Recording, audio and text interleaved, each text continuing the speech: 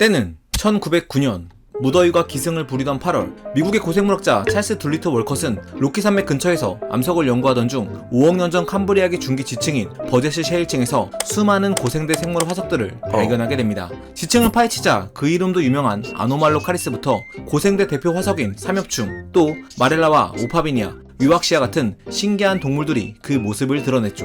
그의 화석 발굴은 1924년까지 계속됐고, 이 기간 동안 무려 6만 점이 넘는 화석들이 나왔는데, 그 중에는 정말 독특한 녀석이 하나 있었습니다.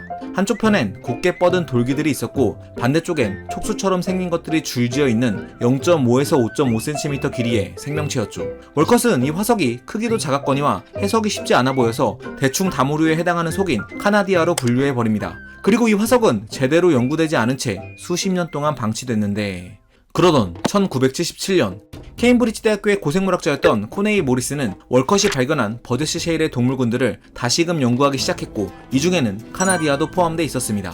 모리스는 이 기이한 생김새의 동물을 마치 환각을 보는 것 같다 하여 할루시네이션의 이름을 따 할루키게니아라고 명명했죠. 그리고 보다 자세하게 연구한 결과 곱게 뻗은 가시 같은 돌기는 다리로서 몸을 지탱했고, 그 반대편의 기관들은 촉수라고 결론내며 이렇게 복원을 해버립니다. 또 그는 여기 뭉툭한 부분은 머리이고 긴 촉수들은 소화관과 이어진 먹이 섭취 기관일 가능성이 높다고 생각했죠. 하지만 이런 다리로 어떻게 이동하냐며 의문을 제기한 과학자들이 많았고, 일각에서는 할루키게니아가 특정 종이 아니라 거대한 생물의 부속기관이었을지도 모른다는 주장이 나오기도 했습니다. 그도 그럴 것이 아노말로카리스 역시 한때 새우의 배라고 여겨졌던 화석은 현재 이들의 먹이를 붙잡는 기관으로 밝혀졌고, 해파리로 예상했던 화석은 이들의 입으로 드러난 전적이 있었기 때문이죠. 하지만 이런 의문 제기에도 불구하고 당시 모리스는 심해에 사는 세발치 역시 가슴과 꼬리 지느러미에 난 긴 가시들로 몸을 지탱하고, 심해 해삼류 중 일부도 가시 모양의 관족으로 이동한다는 사실을 사례로 들며 자신의 복원도를 고집했습니다.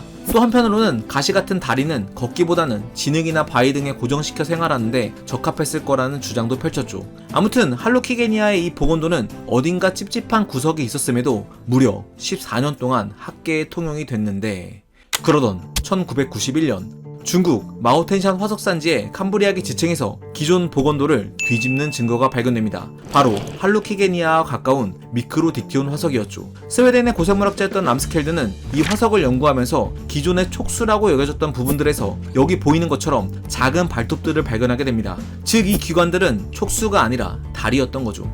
결국 그는 할루키게니아의 기존 복원도를 180도 뒤집어 새롭게 수정해 발표했고, 기존에 다리로 여겨졌던 가시들은 포식자의 공격을 막아주는 용도였을 거라고 주장했습니다. 람스켈드의 연구로 할루키게니아의 복원도가 14년 만에 제자리를 찾는 듯 했지만 여전히 풀지 못한 숙제가 남아있었죠. 이들의 위아래는 정해졌지만 어느 쪽이 머리인지는 여전히 논란거리였던 겁니다. 뿐만 아니라 이들에게 눈이 있었는지, 또 먹이는 어떻게 먹었는지 등 할루키게니아를 둘러싼 질문들이 꼬리를 물고 이어졌죠. 그렇게 시간은 흐르고 흘러 2013년 드디어 할루키게니아의 머리 위치가 밝혀집니다.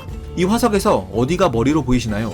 1977년 당시 모리스의 의견대로라면 이 풍선처럼 부푼 부분이 머리였겠지만, 캐나다 로열 온타리오 박물관의 고생물학자인 장 베르나르 카론 박사는 이 부분은 할루키게니아의 사체가 납작하게 눌리면서 장에 있던 내용물이 터져나온 거라고 주장했죠. 즉 기존 머리라고 생각했던 부분이 꼬리였고, 그 반대편의 긴 기관이 머리였던 겁니다. 그리고 2년 뒤 카론 박사는 전자현미경으로 할루키게니아 화석을 더욱 정밀하게 분석해 입과 눈을 찾아내는 데 성공했고, 그 결과를 네이처에 발표하게 됩니다. 보시다시피 여기가 꼬리, 여기가 머리이며, 머리를 확대한 사진에선 입과 눈을 찾을 수 있죠. 그런데 진짜 신기한 건 5억 년 전 화석의 흔적만으로 이들의 먹이 섭취 방법을 알아냈다는 사실입니다.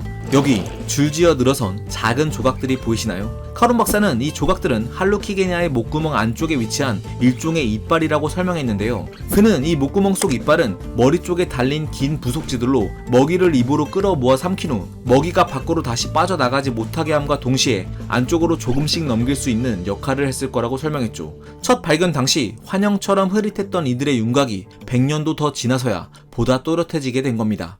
또한 할루키게니아라고 해서 모두 생김새가 같았던 건 아니었는데요. 처음 발견된 할루키게니아 스파르사와 달리 중국에서 발견된 할루키게니아 포르티스나 할루키게니아 홍메이아는 등에 난 가시가 짧고 발톱 모양도 달랐죠. 특히 홍메이아는 발톱이 더 길어서 평평한 진흙 바닥을 천천히 기어다녔던 스파르타와 달리 바위나 해면 같은 굴곡진 장애물들을 보다 효율적으로 이동했을 것으로 여겨지고 있습니다. 즉 5억 년 전에도 지금과 마찬가지로 서식 환경에 따라 이들 종의 형질이 각기 달랐으며 그때도 진화의 법칙은 여전히 작용했던 셈이죠. 그런데 여기서 한 가지 궁금한 점이 생깁니다.